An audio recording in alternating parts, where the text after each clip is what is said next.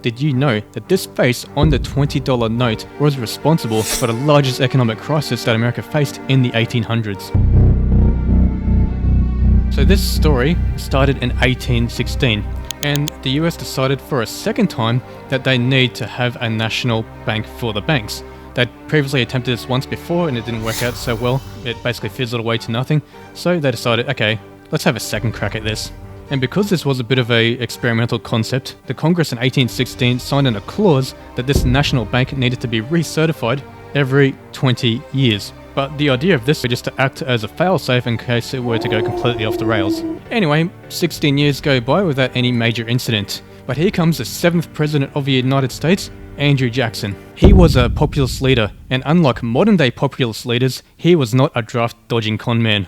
He was a war hero from the Revolutionary War against Britain, and he did actually legitimately have the common man's interest in his heart. And this is partly due to the fact that most of the success in his life had come from his own grit, and he did have very humble beginnings. So that's Andrew Jackson. And meanwhile, on the other side of this dispute is a man by the name of Nick Biddle, and he was in charge of the US National Bank. His background was a complete 180 from Andrew Jackson's background. He grew up in wealth, and he's extremely well educated, and with that, very smart as well. His academic achievements are almost as numerous as Andrew Jackson's military achievements. So these are the two major characters of this story. So Nick Biddle, being the proactive man that he was, decided to get the National Bank recharted 4 years early before it was due in 1936. Anyway, both parties in Congress approved of this recertification and everyone signed off on it, and Biddle and his mates threw themselves a big party. And when I say that they threw themselves a big party, I bet right now that you're imagining there's string quartets and fancy food and people in tuxedos. But this wasn't actually quite accurate. A more accurate way to think of this party was more like a college frat party, where furniture and windows are getting broken. So anyway, the following morning, Nick Biddle and all of his mates had a pretty bad hangover. And as it turns out, this celebration may have been a little bit premature, because although the main challenge of getting this recertification through is to get it through Congress, there's also a formality that the president needs to sign off on it. The president himself, Andrew Jackson, he did not look at this as a formality. He looked at it as his mission or his purpose to actually make sure that he stops this. And the reason that Jackson felt this way is that he believed that this banking system put too much concentrated power into the hands of a few unelected people.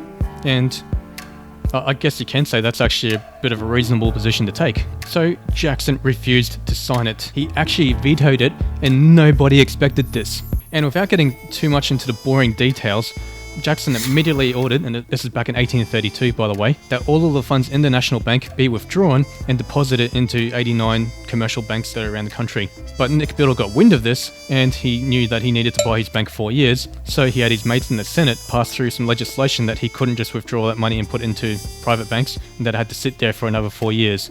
So Biddle did manage to buy himself 4 years as far as saving the National Bank for the banks. So now everything is basically at a stalemate in 1832, and there's nothing that anyone can really do or nothing can really move until 1836. But there's a problem with the year 1836, and that is that it was approaching the end of Andrew Jackson's second term as president, meaning that he couldn't run for a third term. So in his place, his offsider or his successor, Van Buren, did.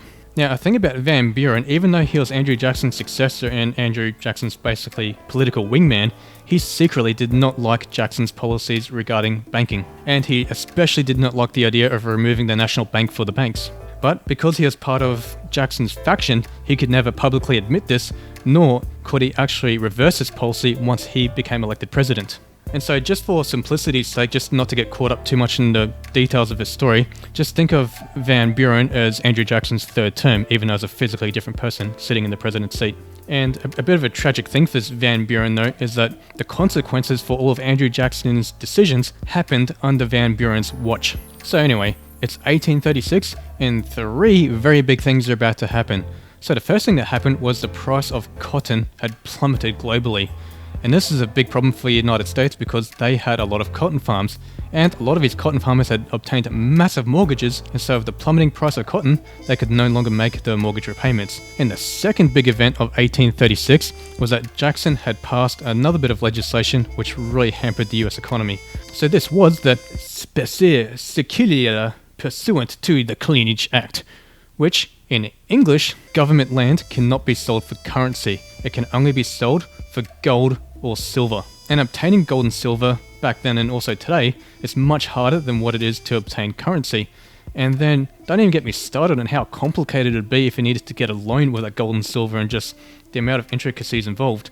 So just to really skip to the end point here, no one was able to purchase government land, and so this grinded that whole sector to a halt. And the third big event, and the topic of this video, is the US National Bank of Banks was to be uncharted or was to be shut down. And this is actually the biggest financial event of 1836. And for all of Andrew Jackson's misgivings about the National Bank, I mean, it's fair enough if you want to restructure it or if you want to tear it down and rebuild it, but the critical mistake that he made here was that he arranged for it to be dismantled and pulled apart, but he put zero thought and zero effort into thinking about what will come after this bank. And so with the combination of the crashing cotton price, the fact that nobody can buy land from the government anymore, and the fact that there's no longer a bank for the banks, can you guess what happened?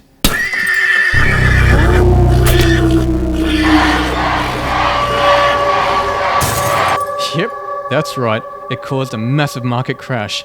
And not only was it a market crash, it caused a depression that lasted all the way through to the United States Civil War, which was about 2 and a bit decades later. So depending on what metric you use, this is actually worse than the Great Depression. And it is a reasonable question to be thinking right now, well, how does the removal of the bank for the banks cause economic chaos? Well, what made this so bad was that banks had no backstop, and also banks were forced to invent their own currencies. And in 1937, there were 794 banks operating, and in 1938, there was only 535. So about 1/4 of the United States banks went under when they lost their safety backstop. And this was a pretty desperate time, because as banks were inventing their own currencies, no bank trusted any other bank. There was a little bit of chaos as far as no one being able to trust anyone, and so then banks refused to operate with one another, and this basically just grinded finance to a halt.